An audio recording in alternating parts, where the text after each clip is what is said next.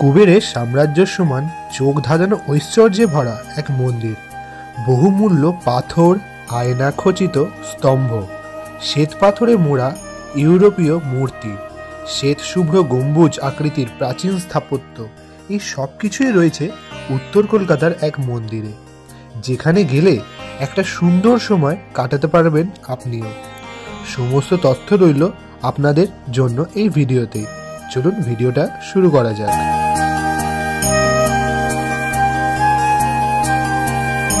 বন্ধুরা, আপনারা দেখছেন বাঙালি মানে কেস ব্লগ আছে, কিন্তু খাওয়া দাওয়া থেকে শুরু করে পূজা পর্ব সমস্তটা দেখা যায়। আর যেহেতু ফেস্টিভ্যাল সিজন শেষ হয়ে গেছে, তাই জন্য কিন্তু শীতকালে সবারই মন চায় একটু ঘুরে আসি। কলকাতার আশেপাশে যদি ঘোরার একটা সুন্দর জায়গায় তোমাদের খোঁজ দিই, তাহলে তো তোমাদের মনটা আশা করি ভালো হয়ে যাবে। যে সূর্যাস্তের যে বিকেল, সেই সময় যদি তোমরা এই মন্দিরে চলে আসো, তাহলে কিন্তু একটা শান্তির অনুভব তোমরা করতেই পারবে। বা তো বিকেলের জন্য কিন্তু অবশ্যই পারফেক্ট। তো কোথায় জায়গাটা সমস্ত ইনফরমেশন থাকছে ভিডিওতে, চলে লেটস গো।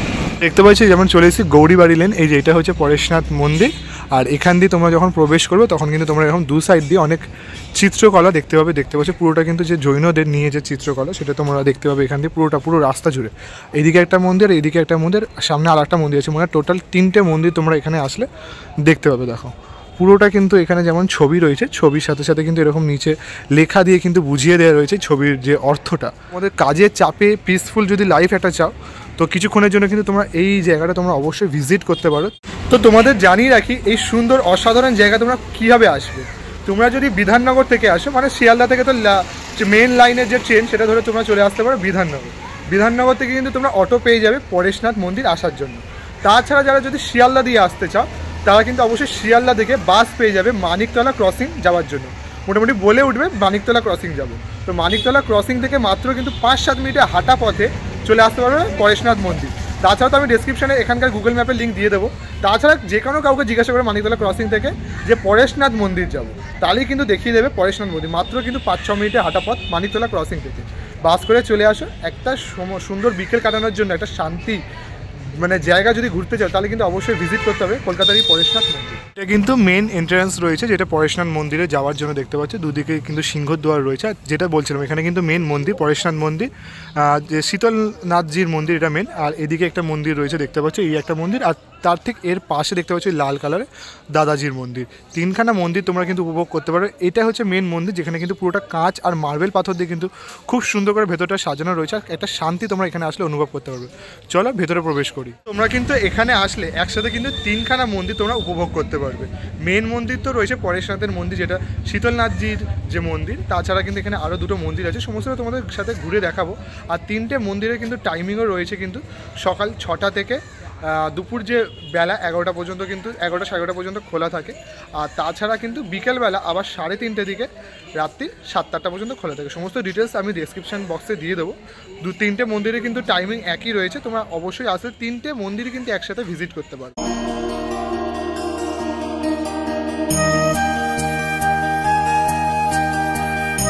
দেখতে পাচ্ছি বিশাল বড় কিন্তু এরিয়া জুড়ে কিন্তু এই মন্দিরটা কিন্তু রয়েছে। খুব অসাধারণ কিন্তু মন্দির। আর বিকেলে সময় কাটানোর জন্য কিন্তু একটা পারফেক্ট প্লেস।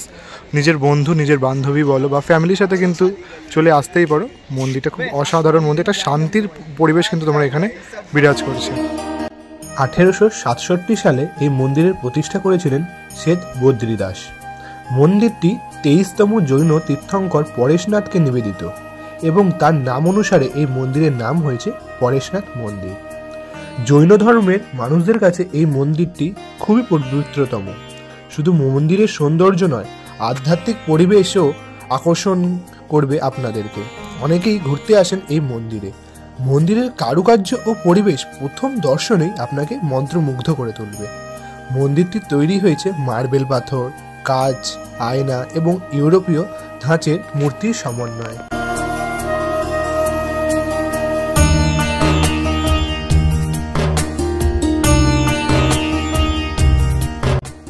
মন্দিরের বাইরে সাজানো বাগান, ফোয়ারা, মন্দিরের ভেতরে সুন্দর বসার জায়গা ও বড় জলাশয় এই মন্দিরের সৌন্দর্যকে আরও বাড়িয়ে তুলেছে।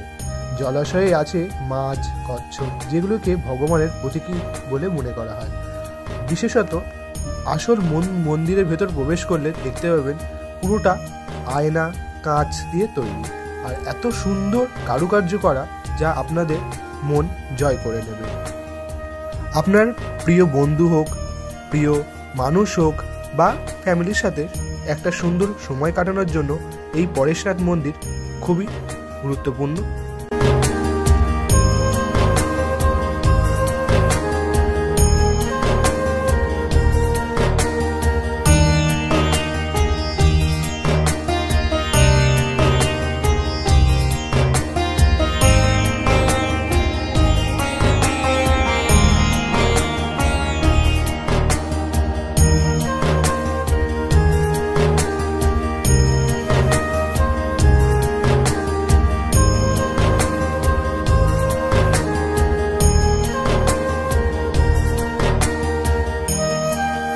এই যে পরেশনাথ শীতলানাথজির মন্দিরের ঠিক উল্টো দিকেই কিন্তু রয়েছে দাদাজির টেম্পল, জৈন শ্বেতাম্বর দাদাজির টেম্পল দেখতে পাচ্ছ। অসাধারণ কিন্তু কারুকার্য, একটা রাজমহলের মতো কিন্তু বিশাল বড়, ভেতরেও কিন্তু একটা বাগান রয়েছে। চলো মন্দিরের ভেতরে আমরা প্রবেশ করো, তোমাদের যে মন্দির ইতিহাস সহ এত সুন্দর পরিবেশটা উপভোগ করাবো।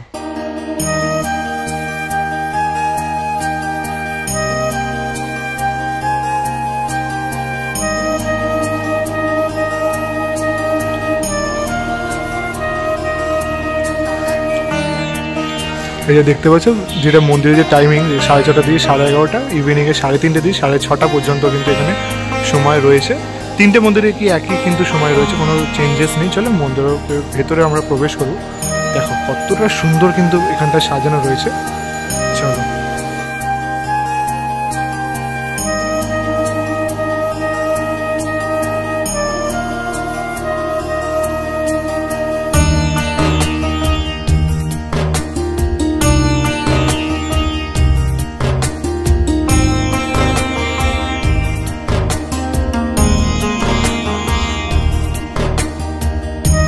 তোমরা কিন্তু এদিকে যে এত সুন্দর শোভাযাত্রা, তো তোমরা কিন্তু এই যে এদিকে যে এগুলো দেখতে পাচ্ছ শোপিসগুলো টাইপের, এই যে এরকম একটা স্ট্যাচু রয়েছে, এদিকে রথের মতো রয়েছে, হাতির মতো রয়েছে, এগুলো কিন্তু এক একটা শোভাযাত্রার জন্য কিন্তু বের করা হয়। মানে রাস পূর্ণিমার দিন যেহেতু গুরু নানক জয়ন্তী, তো সেই গুরু নানক জয়ন্তী হিসেবে কিন্তু এখানে একটি শোভাযাত্রা কিন্তু রাস্তায় বের করা হয় সকালবেলায়। অসাধারণ কিন্তু একটি শোভাযাত্রা থাকে, বিশাল বড়, নানা রকম এরকম মূর্তি দিয়ে নানা রকম জিনিসপত্র, অনেক মানুষ কিন্তু তারা শিখরা জৈন ধর্মের মানুষরা কিন্তু সেখানে সম্মিলিত হয়, যেহেতু তাদের এই উৎসব গুরু নানক উৎসব কিন্তু সবথেকে বড় উৎসব।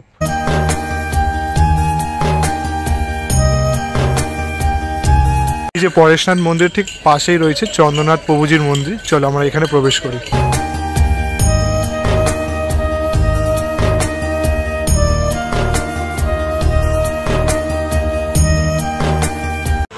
দেখো প্রবেশ করার সাথে সাথে কিন্তু কত সুন্দর কিন্তু একটা পরিবেশ, শান্তির পরিবেশ কিন্তু এখানে দেখো বিরাজ করছে।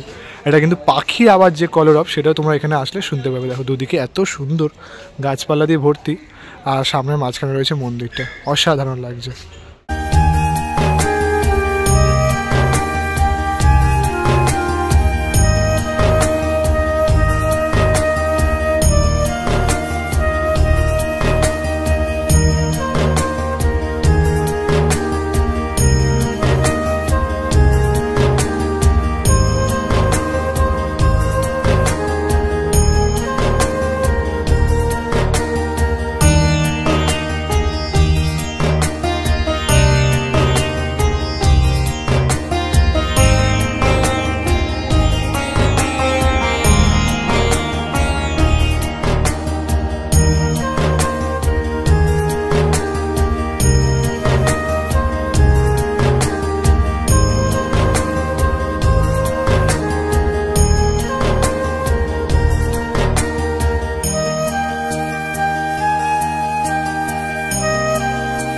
তো তোমাদের তো তিনটে মন্দির দেখিয়ে দিলাম, আর কলকাতার মধ্যে এত সুন্দর শান্তির একটি প্লেস অবশ্যই কিন্তু ঘুরে যেও।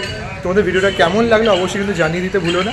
আর তাছাড়া কিন্তু তোমরা যদি এরকম ভিডিও চাও অবশ্যই কমেন্টে জানিও, আমি আসছি আরও কিছু ভালো ভালো ইন্টারেস্টিং ভিডিও। তখন তোমরা সাথে থাকো, পাশে থাকো। Bye bye.